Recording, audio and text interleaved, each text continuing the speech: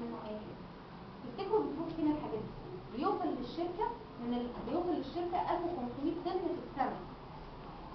وانا بقول لكم بيدخل لنا في اليوم 4000 طن. طب تفتكروا بنروح فين؟ في ناس بتعدي كده طعمية بالظبط زي ما الاستاذه قالت ان الفريسه اللي انتوا بتشوفوهم في الشارع اكيد بتشوفوهم يا جماعه.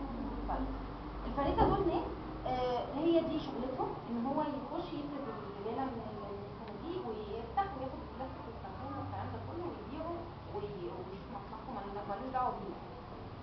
طيب تفتكروا ان الناس دي ممكن نتصدرهم ازاي؟ تفتكروا مش نوفر لهم فرص عمل عشان ما يروحوش للعمل. حلو الكلام. طيب الناس دي احنا حاولنا نجيبهم في الشركه من ايام اونس وكان الرفض ان في منهم ناس جم بس ما كملوش. ليه ما كملوش؟ لان المرتب طبعا غير اللي هم بياخدوه في الشارع، بياخدوا فلوس كتير قوي من الحاجات اللي بيبيعوها. نمره 2 ان هو مش مرتبط بساعات عمل.